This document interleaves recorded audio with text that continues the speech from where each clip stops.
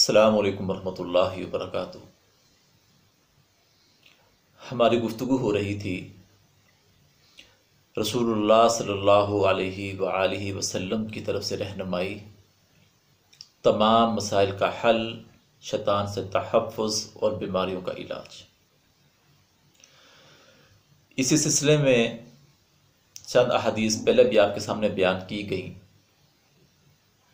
اور ان احادیث کو بیان کرنے کا مقصد اپنے ایمان کو مضبوط کرنا تھا اور یہ یقین کر لینا تھا کہ ہمارے تمام مسائل کا حل قرآن و سنت کے اندر موجود ہے۔ کیونکہ میں یہ کہتا ہوں کہ سب سے پہلے ہم وہ عمل کر لیں کہ جس سے ہمیں شیطان سے تحفظ مل جائے۔ جب ہمیں شیطان سے تحفظ مل جائے گا تو پھر اللہ تعالی ہمیں شیطان کے شر سے بچا لیں گے۔ تو جب ہم نے تحفظ ہی نہیں لینا تو پھر شیطان شر بھی لگائے گا، بیماری بھی لگائے گا۔ تو آج ہم حدیث پڑھتے ہیں جس کا موضوع ہے بیت الخلاء کے آداب۔ زندگی کا کوئی ایسا پہلو نہیں ہے کہ جس کے بارے میں اللہ کے نبی صلی اللہ علیہ وسلم نے اپنی امتیوں کی رہنمائی نہ کی ہو۔ کامیاب وہ لوگ ہیں کہ جنہوں نے ان رہنمائیوں کو اپنا لیا، اور ناکام وہ لوگ ہیں کہ جنہوں نے اس رہنمائی کو چھوڑ دیا۔ حضرت انس رضی اللہ تعالیٰ عنہ روایت کرتے ہیں، پہلا ادب کہ رسول اللہ صلی اللہ علیہ وسلم جب قضائے حاجت کے لیے جاتے تو اپنی انگوٹھی کو اتار دیا کرتے۔ اب انگوٹھی کے اوپر کیا لکھا تھا، انگوٹھی کیوں بنائی؟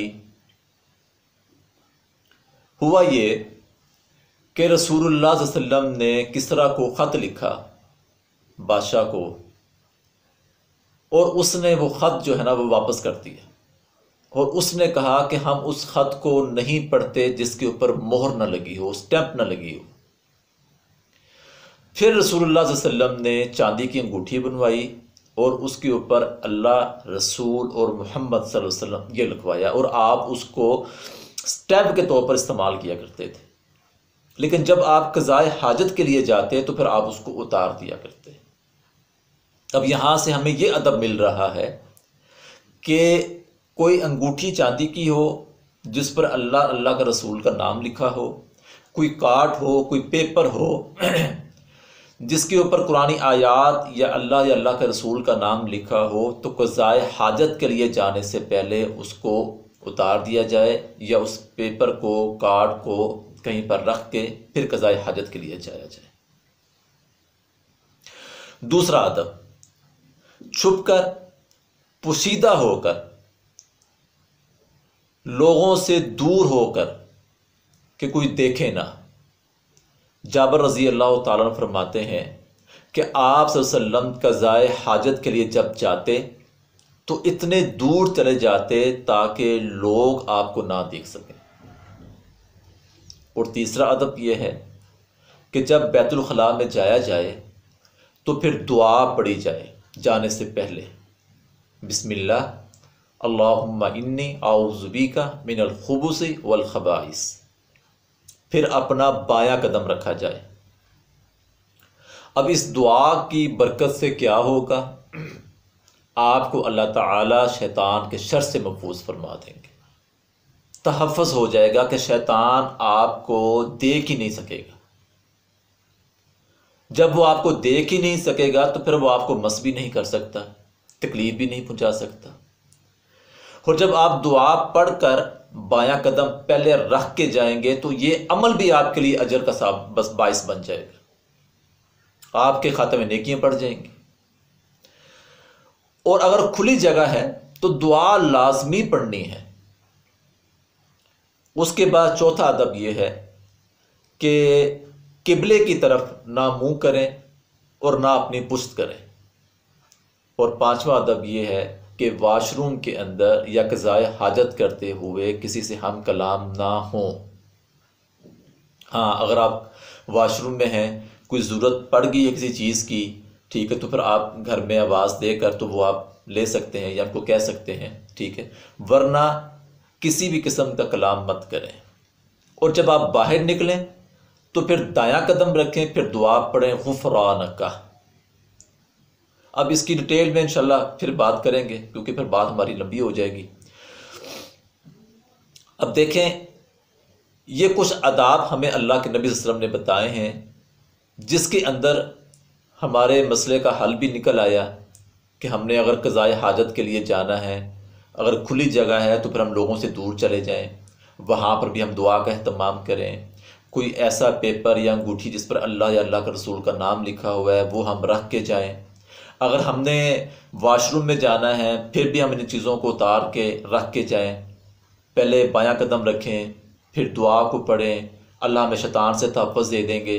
پھر جب باہر نکلیں پھر ہم دایاں قدم رکھیں، پھر ہم غفرانہ کا دعا پڑھیں، ٹھیک ہے۔ پھر اسی طرح ہم کسی سے ہم کلام نہ ہوں، پھر قبلے کی طرف نہ اپنا منہ کریں، نہ اپنی پشت کریں۔